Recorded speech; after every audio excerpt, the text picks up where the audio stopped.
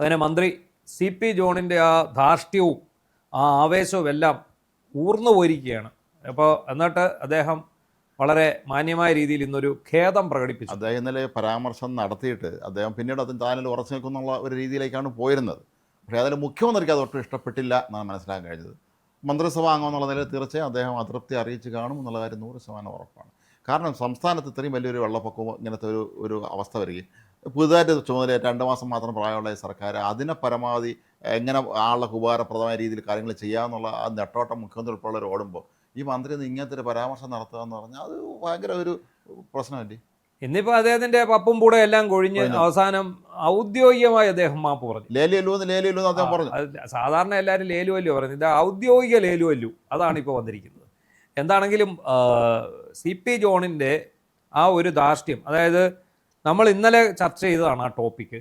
മന്ത്രിയാകുന്നതിന് മുമ്പ് CP John ആരായിരുന്നു, അതിന് ശേഷം ആരാണ് എന്നുള്ളതാണ് നമ്മളിവിടെ ചർച്ച ചെയ്യേണ്ടത്. സത്യം ശരിക്കും പറഞ്ഞാൽ CP ജോണിനെ ഒരു കാലത്ത് എല്ലാവരും ആദരിച്ചിരുന്ന രസഭ നേതാവായിരുന്നു. അതെ. പക്ഷേ അദ്ദേഹം നമ്മളെല്ലാവരും ദുഃഖിച്ചിരുന്നു. അദ്ദേഹം ഈ CPM വിട്ട് വന്ന് ഈ CMPയിൽ പോയതുകൊണ്ടാണ് അദ്ദേഹം ഒന്നും ആവാതെ പോയെന്നൊക്കെ എല്ലാവരും എപ്പോഴും പറയുമായിരുന്നു. സത്യം പറഞ്ഞാൽ എനിക്ക് തോന്നുന്നത് അദ്ദേഹത്തോടെ തിരുവനന്തപുരത്ത് നിയമസഭാ തെരഞ്ഞെടുപ്പിൽ മത്സരിക്കുമ്പോൾ പഴയ അദ്ദേഹത്തെ ഇഷ്ടപ്പെട്ട CPM-കാരും അദ്ദേഹത്തിന് വോട്ട് ചെയ്തതാണ്. അതിലൊക്കെ സ്നേഹം ഉണ്ടായിരുന്നു. CP ഒന്നും ആയില്ല, ബാക്കി എല്ലാവരും എല്ലാം ആയപ്പോഴും CP ഒന്നും ആയില്ലല്ലോ, പഞ്ചായത്ത് മെമ്പറും ആയില്ലല്ലോ എന്നുള്ളതാണ്. പക്ഷെ ജയിച്ചു കഴിഞ്ഞതോടുകൂടി അദ്ദേഹത്തിൻ്റെ വിധം മാറിയെന്നാണ് നമുക്ക് ഇന്ന് മനസ്സിലാക്കാൻ കഴിഞ്ഞത്.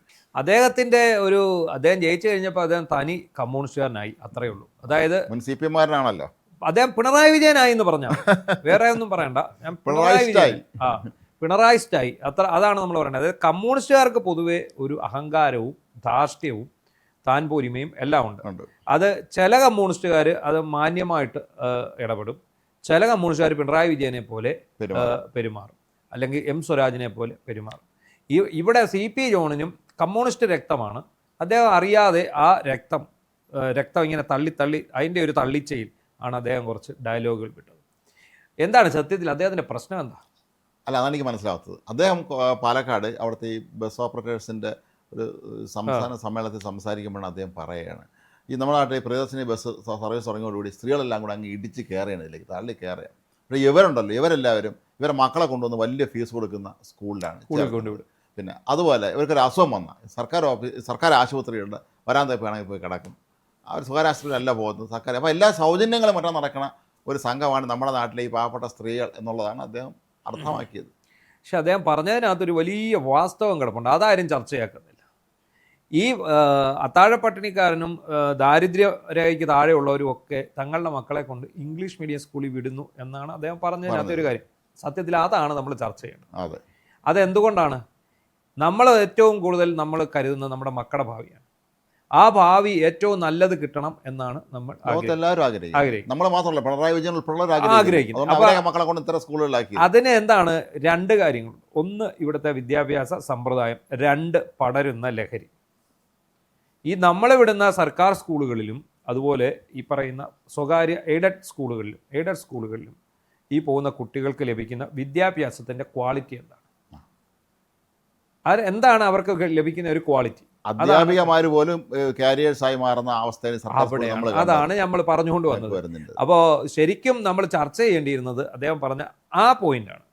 അത് സ്ത്രീകളെ അധിക്ഷേപിച്ചു എന്നുള്ളത് ഒരു വാസ്തവമാണ്, അത് അവിടെ പോകണം. പക്ഷെ അതിനോടൊപ്പം ഇത് ഗൗരവമായിട്ട് കാണും. ഈ സർക്കാർ സ്കൂളിൽ വിടാൻ ആർക്കും താല്പര്യമില്ല. പക്ഷേ അതിനിടയ്ക്ക് നമ്മൾ അതിൻ്റെ ഒരു മറുവശത്ത് മറ്റൊരു വലിയ കാഴ്ച ഇവിടെ നടക്കുന്നുണ്ട്.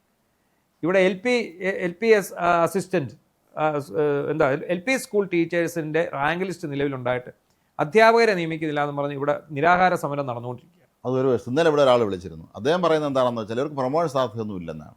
ഈ LP സ്കൂൾ അധ്യാപകനെ കയറുന്ന ആൾ കൂടിപ്പോയാൽ LP സ്കൂളിൻ്റെ HM ആയി അങ്ങ് റിട്ടയർ ചെയ്ത് പോകും, വേറെ ഒന്നും ഇല്ല എന്നാണ് അദ്ദേഹം പറയുന്നത്. അപ്പോൾ ഇവിടെ എന്താണ് സംഭവിച്ചിരിക്കുന്നത്? LP സ്കൂളിൽ അസിസ്റ്റൻറ്റിനെ നിയമിക്കണമെങ്കിൽ സ്കൂൾ വേണം. ആദ്യം സ്കൂളുണ്ടായ പോരാ, ആ സ്കൂളിൽ പിള്ളേർ വേണം.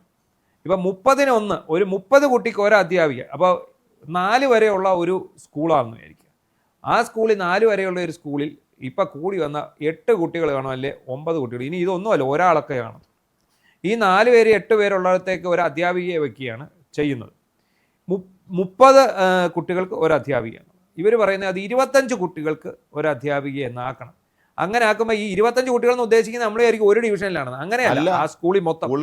അല്ല, ഇതാണ് ഇപ്പോഴത്തെ അവസ്ഥ. എന്തിനേറെ പറയുന്നത്, ഈ സ്കൂളുകൾ അധ്യാപകർ പോലും അവരെ മക്കളെ സർക്കാർ സ്കൂളിൽ ചേർക്കില്ല. അതെ, അവർ പോലും കൊണ്ടുവിടത്തില്ല, നല്ല സ്കൂളിൽ ചേർക്കും, ഇടത്തില്ല. അപ്പം ഞാൻ എൻ്റെ മകളെ ഞാൻ ഇതുപോലെ ആദ്യം എൽ പി സ്കൂളിൽ വിട്ടത് ഞാൻ ഇതുപോലെ എയ്ഡഡ് സ്കൂളിലാണ് വിട്ടത്.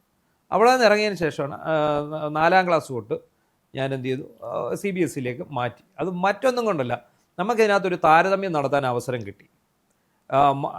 എൻ്റെ മകൻ CBSE ആദ്യം പഠിച്ചത്. അതിനുശേഷം +2 ആയപ്പം എന്നാൽ എനിക്ക് സർക്കാർ സിലബസിൽ പഠിക്കണം എന്ന് പറഞ്ഞ് നേരെ സംസ്ഥാന സിലബസിലേക്ക് മാറി.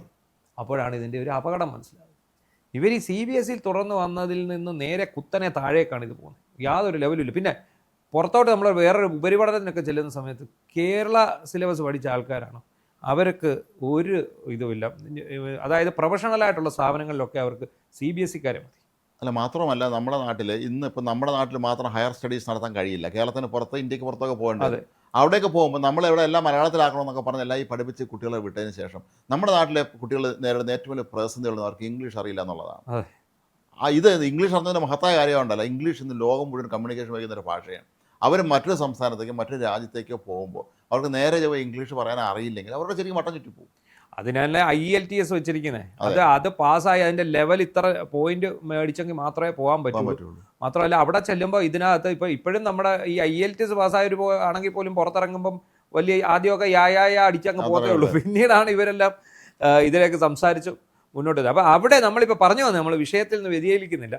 CP ജോണിൻ്റെ ആ പ്രഭാഷണത്തിൽ ഏറ്റവും ഇതാക്കേണ്ടിയിരുന്ന ഈ കാര്യമാണ്. മാത്രമല്ല അദ്ദേഹം പറഞ്ഞ വേറെ കാര്യം കൂടെ നമ്മൾ ശ്രദ്ധിക്കണം. സർക്കാർ ആശുപത്രി വരാന്തയിലാണ് രോഗികൾ കിടക്കണം എന്നുള്ളതാണ് ഒരു സത്യം. അതൊരു സത്യമാണ് അദ്ദേഹം പറഞ്ഞത്. അത് മാത്രമല്ല കട്ടിലില്ല, സീസൺ അല്ലേ. അതെ. അപ്പോൾ ആ ശോചനീയാവസ്ഥയെ മാറ്റേണ്ടിയിരിക്കുന്നു. ഇവരിപ്പം ഇത് കൊടുത്തു, സ്ത്രീകൾക്ക് പദ്ധതി കൊടുത്തു. ഇത് എത്ര നാൾ ഇവർക്ക് ഓടിച്ചുകൊണ്ട് പോകാൻ സാധിക്കും? ഇത് ഇപ്പം കാരണം ഞാനും അനുഭവസ്ഥരാണ്. ഇന്നലെ ഞാൻ നിൽക്കുന്നു, ഞാൻ KSRTC ബസ് നോക്കി വയ്ക്കുമ്പം പ്രൈവറ്റ് ബസ് പോകുന്നുണ്ട്. നമുക്ക് താല്പര്യം KSRTC പോകാൻ. അത് മറ്റൊന്നും കൊണ്ടല്ല, പ്രൈവറ്റ് ബസ് എല്ലാം മുക്കിനും മൂലയിൽ നിർത്തി ചെല്ലുമ്പോഴത്തേക്ക് സമയം പോകും. അതുകൊണ്ട് നമ്മൾ KSRTC ആകുമ്പോൾ പെട്ടെന്ന് അങ്ങ് പൊക്കോളൂല്ലോ എന്ന് കരുതിയാണ്. അപ്പോൾ ഞാൻ കയറുമ്പോൾ ആ ബസ്സിനകത്ത് മുഴുവൻ സ്ത്രീകളാണ്. പുരുഷന്മാരെന്ന് പറഞ്ഞ ആൾക്കാരില്ല അതിനകത്ത്. ഞാൻ നെടുങ്ങാട് വീട്ടിൽ പോകുമ്പോൾ സംഭവിക്കുന്നത് തന്നെയാണ്. നമുക്ക് അവിടെ ഫാസ്റ്റ് പാസഞ്ചറും ഓണറിയേ ഉള്ളൂ. ഓണറി എല്ലാം പ്രിയദർശിനിയാണ്. അപ്പോൾ ഞാൻ കാണുന്നൊരു വിചിത്രമായ കാഴ്ച, 2 സ്ത്രീകൾ ഒരു ജംഗ്ഷനിൽ നിന്ന് കയറുന്നു, അടുത്ത ജംഗ്ഷനിൽ ഇറങ്ങുന്നവർ. കണ്ടക്ടർ അവരെ എന്തൊക്കെ പരിഹരിക്കുന്നുണ്ട്. അദ്ദേഹം നടക്കാന്നുള്ള ദൂരമേ ഉള്ളൂ, ഇവിടെ നിന്ന് അപ്പുറത്തെ ജംഗ്ഷനിൽ പോയാൽ മതി, പൈസ കൊടുക്കണ്ടല്ലോ. അതിനകത്ത് CP ജോൺ പറഞ്ഞതിനകത്ത് ഒരു യാഥാർത്ഥ്യം ഇല്ലാഴികയില്ല. യാഥാർത്ഥ്യമുണ്ട്, പക്ഷേ അത് പറഞ്ഞ രീതിയിൽ പ്രസന്റ് ചെയ്ത രീതി തന്നെയാണ് അതിൻ്റെ. അതാണ് അദ്ദേഹം ഉദ്ദേശിച്ചതുപോലെ അദ്ദേഹം പ്രസന്റ് ചെയ്തില്ല. അവിടെയാണ് പ്രശ്നം വന്നത്. അദ്ദേഹം ഇപ്പോൾ ക്ഷമാപണം നടത്തുമ്പോൾ അദ്ദേഹം പറയുന്നത് അതാണെന്ന് തോന്നുന്നു. ഞാൻ ഉദ്ദേശിച്ച രീതിയിലായിരുന്നില്ല, ഇങ്ങനെ ആയിരിക്കേണ്ടതായിരുന്നില്ല എൻ്റെ പ്രതികരണം എന്നാണ്. അതെ, അങ്ങനെയല്ല ഞാൻ ഉദ്ദേശിച്ചത് എന്നാണ് അദ്ദേഹം പറഞ്ഞത്. പക്ഷേ ഇതിനകത്ത് ഇത് പറഞ്ഞ 2 വിഷയം നമ്മൾ ചർച്ച ചെയ്യേണ്ടതായിട്ടുണ്ട്. ഒന്ന് ആശുപത്രി വരാന്തയിലെ രോഗികളും, മറ്റൊന്ന് ഈ സർക്കാർ സ്കൂളിൻ്റെ അവസ്ഥയും. അതാണ് ശരിക്കും ചർച്ച ചെയ്യേണ്ടത്.